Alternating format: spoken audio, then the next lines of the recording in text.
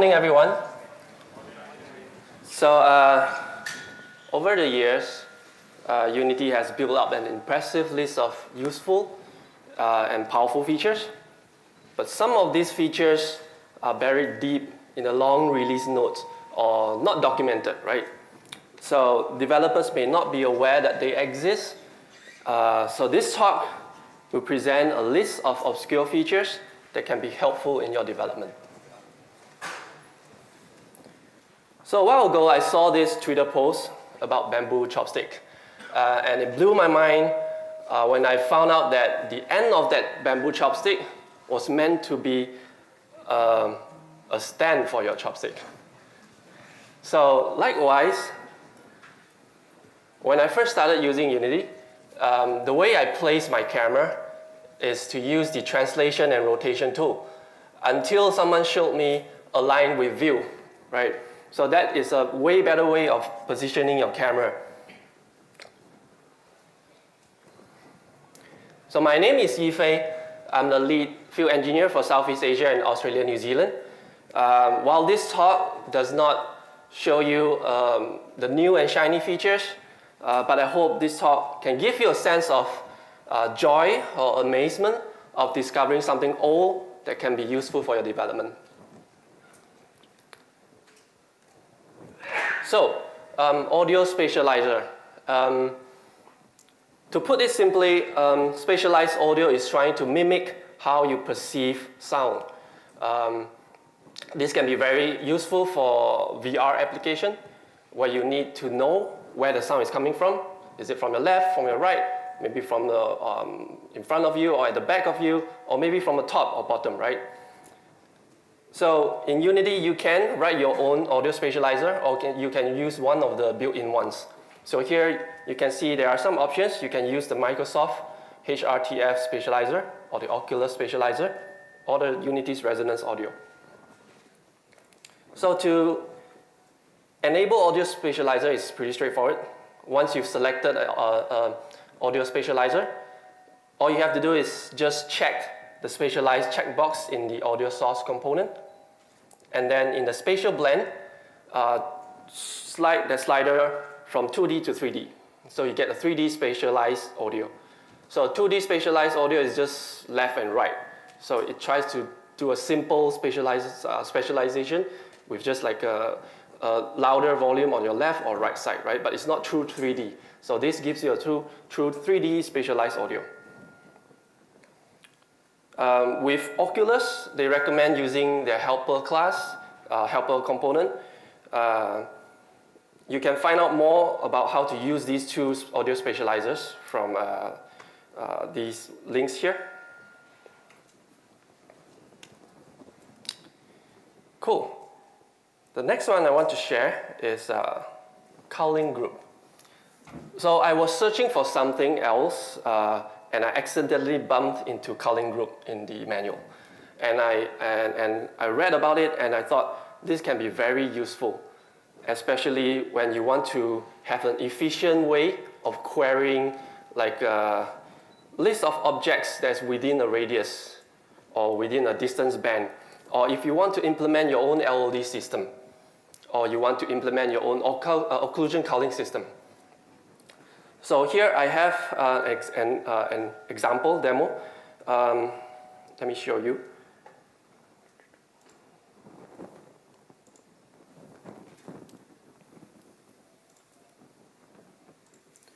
So I have a script here attached to my game object here. It's called the Culling Group Manager. All it's doing is spawn 20,000 spheres within a 50 meter radius. And I specified two distance bands. So the first one is within 10 meters, second one is within 50 meters. So you can think of this as your LOD distance bands, right? Right, so let's see how this works. So I have these spheres that are moving around, and those spheres that are within the first distance band, I've colored them red. And I have a reference target here that represents my player. And I have my camera here. So it's just looking at some random position. It doesn't matter. My player is here. And if you notice, if I move around my player, I get to find out like all the spheres that are within the first distance band, and I color them red. And if you notice, as spheres coming in and out of my distance band, they get updated with the correct color, blue or red, right? So this can be very useful if you want to do, like, for example, the spatialized audio. There is some CPU performance cost there. So using this culling group, you can say, okay, maybe only the audio sources that are within this certain distance, right? You apply the 3D spatialized blend. Whereas those that are further away, you just use a simpler 2D blend, right? Or you can do simple things like if you have a large crowd, only the animators that are within this distance, characters within this distance behave more with a more complex AI. Characters that are further away displays simpler AI. You can also do things like check for visibility. So if something is within your frustum culling, sorry. Okay. Right, okay. So if it's within the frustum volume, then you show them. You show the spheres. Otherwise, you hide them. So here's a simple demo. I can also hide, like, say, spheres that are outside of the distance band. So here you can see we are only looking at, we still have all these, all the 20,000 spheres, but we are only showing the spheres that are within the distance band. Cool. So,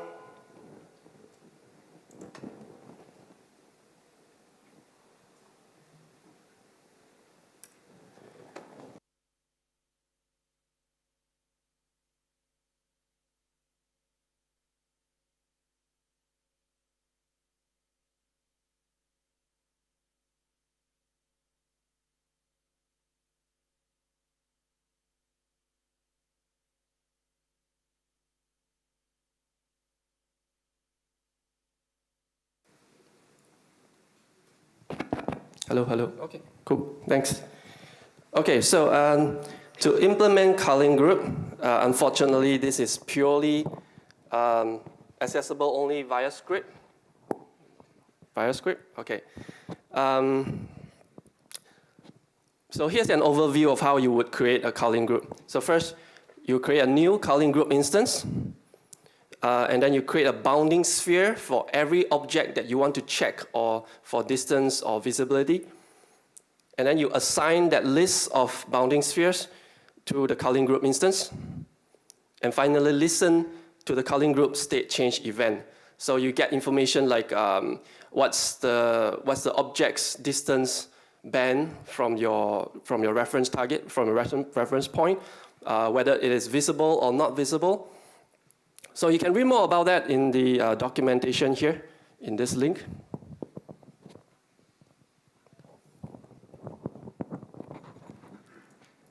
Hello. Okay. So next, I want to share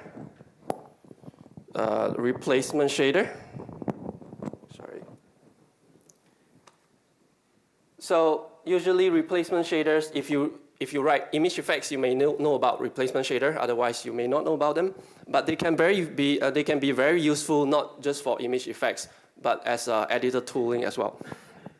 So as the name implies, a replacement shader replaces an existing shader of a material. So here's an example of how you can use a replacement shader in editor for your development.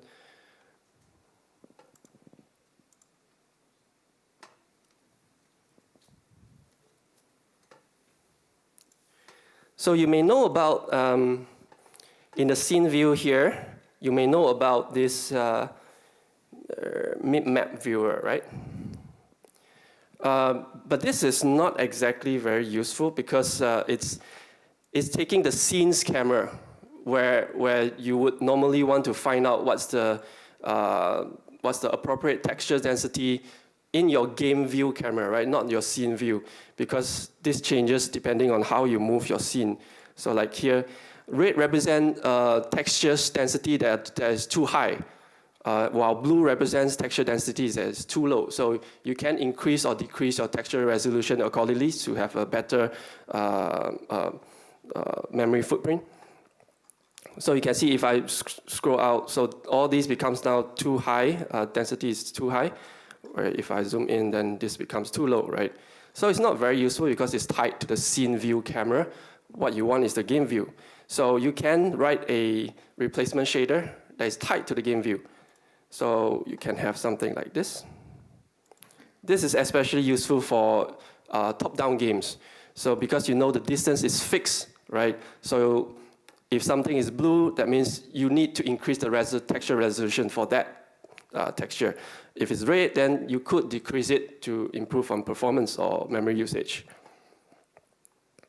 Another example is, so I've been doing some architectural visualization projects where I need to visualize the big light maps, right? But what happens is, if you bake your light map, you can preview it with the light map viewer here, the big light map viewer here. But if you exit the project, you come in to work the next day, you start up the project again, and you go to the big light map, you don't see it until you rebake the scene, right? So it can be a very frustrating process because you have to wait for the bake to happen again. So same thing, likewise, you can do a replacement shader for your scene. Here I have a simple scene here, and if I go to my big light map, oh, it works here because I've just picked, but normally it will not work. So instead, you would write like a simple replacement shader to only show the light maps. So replace, and then now you can see your light maps in the scene. So you don't have to do another rebake. Right?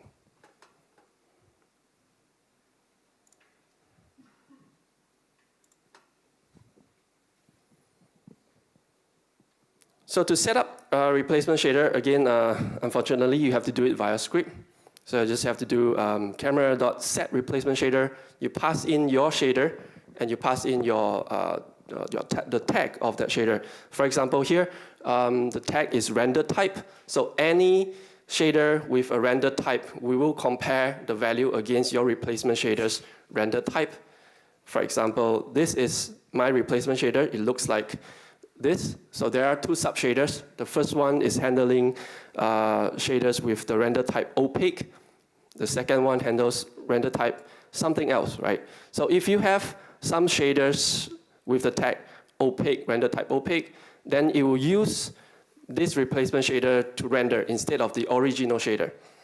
If a shader doesn't match any of the render types here, then it will not be rendered. Cool, next one, shader variant collection. So I don't know if you are aware, but the standard shader is pretty heavy, mainly because it has tons of shader variants. So there may be a variant for handling light maps, a variant for handling vertex lighting, a variant for handling pixel lighting, for example. So how it works is when you run your game, all these variants are not compiled until they are used. And when it is compiling at runtime, you may get a hiccup because it takes time to compile, right? So what happens is you can create a shader variant collection. So to preload all these different variants that you might need in your game. So you avoid that shader compilation related hiccup.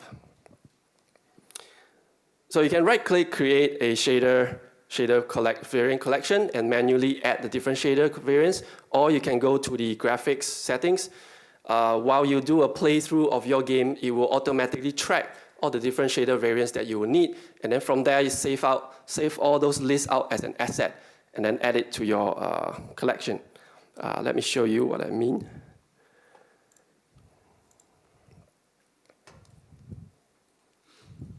So in your project settings, graphics.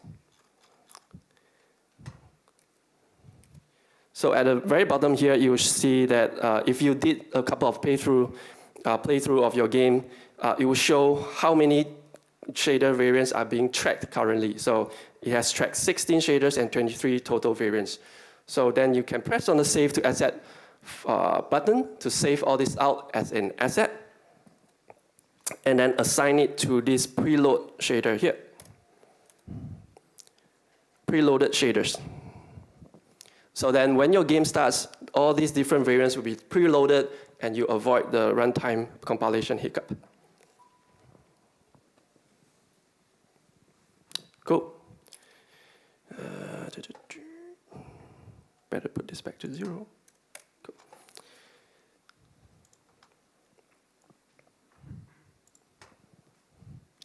Okay, next one. Texture array. So, so this screenshot here is a proof of concept that I've created for Sparks, virtual Sparks. Specifically, the Vietnam branch, they were trying to use Unity to produce a real-time animation, and this is one of the screenshots. But what I want to highlight is the texture array feature of Unity. So basically, texture arrays are a collection of textures, and they are being treated as a single object. So if you have a texture applied to a material, that's one draw call, right? If you have a different texture applied to the material, that's a different material, so that's a different draw call. But here, if you have a collection of textures, you can assign that to the material, and that's considered as one draw call. So then, in your shader, you can choose which array index to read from. So for example, here I have 4 textures in my collection. So in my shader, I can choose to read from index 0, or read from index 1, or 2, or 3. So imagine you could use this texture array collection as a skin collection, right? You have the same character, and then you have different variations of the textures to create skins. So you don't have to apply a different material. They are all from the same material. You just need to read from different array index. Specifically for this demo that I created for Sparks, they require something called multi-tile texturing. So they are using this format called UDIM. So this is something that is very popular in the VFX industry because they want the asset to have super high-res or ultra-high-res resolution textures because you wouldn't know beforehand how the director would want to film that asset. So you will want full resolution at close-up as well as viewing from far away. So even if you apply a 16K texture, it may not be enough. So you would need like different patches, multiple patches of 4 or 16K textures on that one single mesh. And the way to achieve this is to break up the UVs into multiple tiles. So they don't go from 0 to 1, but they extend beyond 0 to 1. So for example, here on the U axis, you see there is 10 tiles. And on the V axis, you see there are 2 rows of tiles, UV tiles.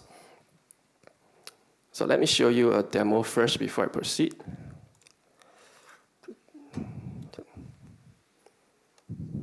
Okay, so this is, no, this is the guy. So if I zoom in very closely to this guy,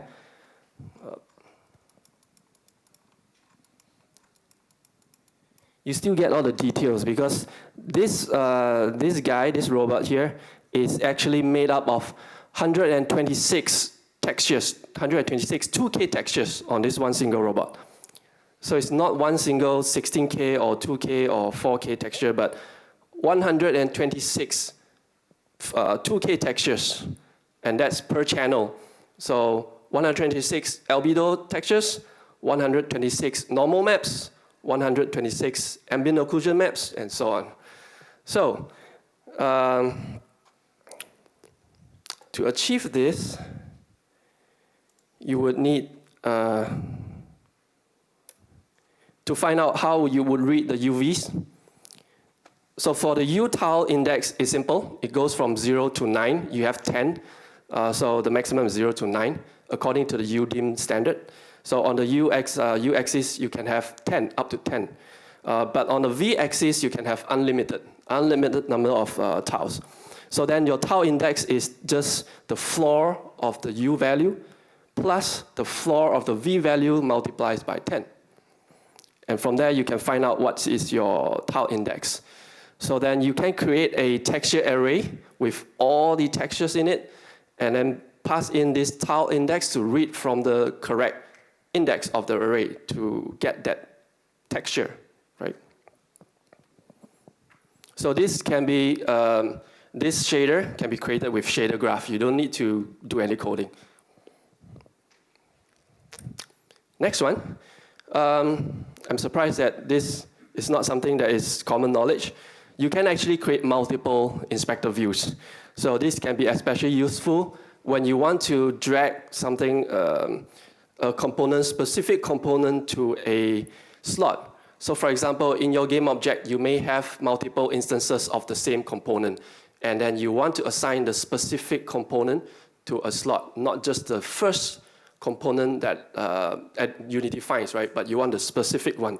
Then this will help. You can have two inspector views, and then you can drag the ones you want. Let me show you how this can be done. So what you do is, so let's say I've selected my light here, right? And then in my inspector view, it's showing the properties of my light.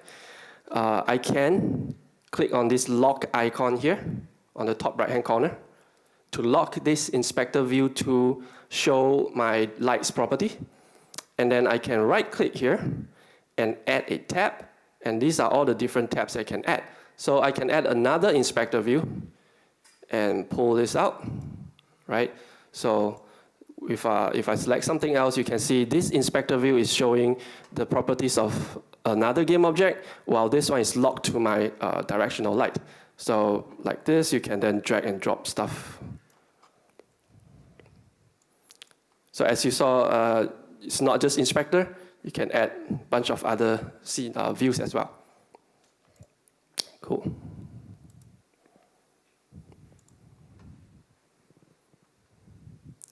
Next one. So this is a very common problem for beginners of Unity.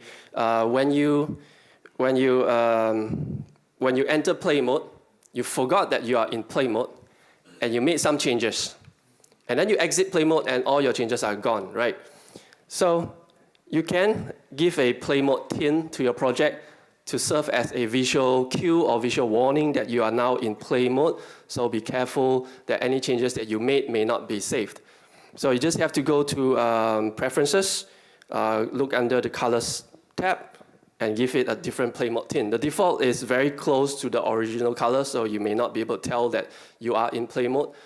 You can give it a different color, like a red color, to give a very strong warning that, yeah, you are in play mode. So make sure that changes that you've made is not intended to be persistent. Another one, Androld Blit. So if you're building games for Android, the default behavior of Unity is to render your scene off screen and then blit to the back buffer. So this process costs about 0.5 milliseconds to 2 milliseconds. So it could be expensive, especially when you are performance bound, right? You want to squeeze every single performance drop, and this 0.5 milliseconds to 2 milliseconds is just simply too much. So if you know that you do not need MSAA, you don't work in linear color space, and you work in native resolution, then you can disable it by selecting blit type set to never. That will give you some performance boost.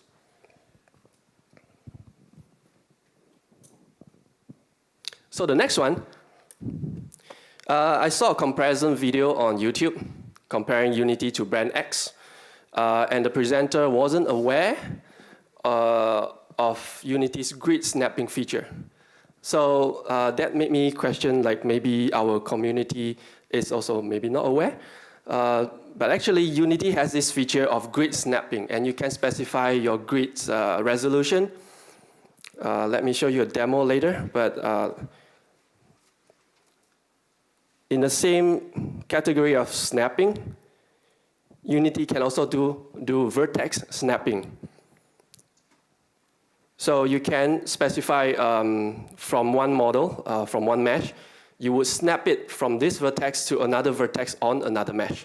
I'll show you a demonstration later. And you can do collision snapping.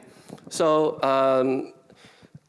so if you are trying to place an object onto another object, for example, like a table, right? If you are just positioning it with a translation tool, you would have to zoom in really close to see if your lamp, is it sitting exactly on top of the table, or is there like a small gap in between, right? So you don't really have to guess if the table has a collider. You can just drag that table lamp onto the table, and it will fit on top. It will sit on top nicely on the collider. So I'll show a demonstration of this as well later. Well, in fact, now. Okay, duplicate. Cool. So, first one, grid snapping. I better close this one. Right, grid snapping.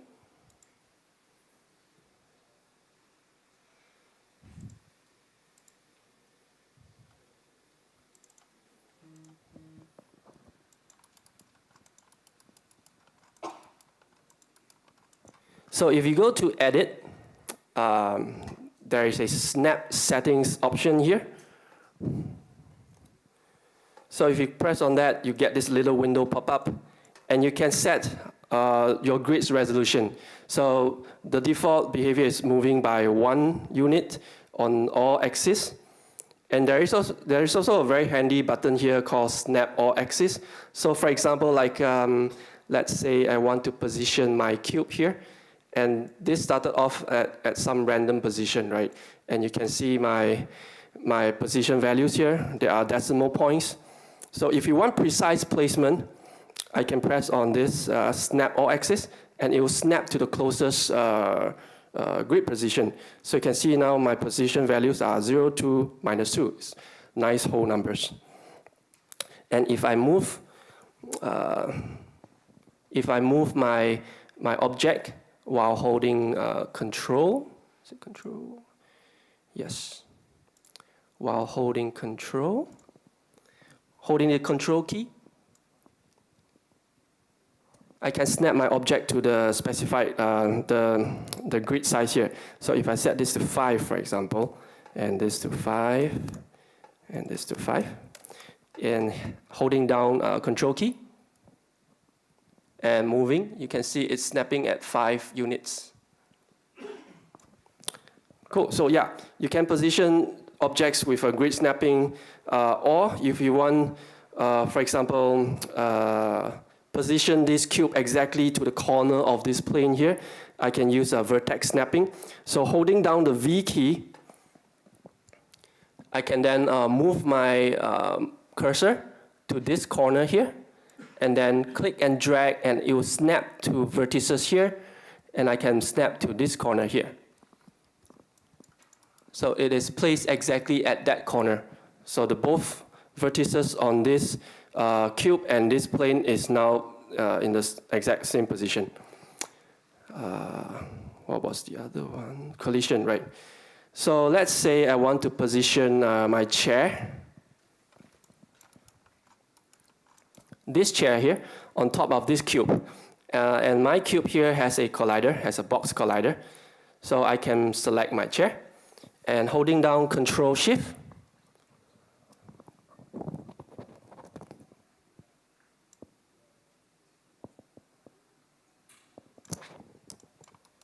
I can easily place it on top of this cube here. So I don't have to manually guess, like tweaking the Y value to make sure that it sits on top. So it will sit on top of the collider. And the last one, for snapping or for placement is you can actually run physics in the editor. You don't have to enter play mode to see physics running. You can run it in editor. So this can be very useful, like if you want random placement of small objects, like leaves or branches, right? Let me show you. Oh, damn.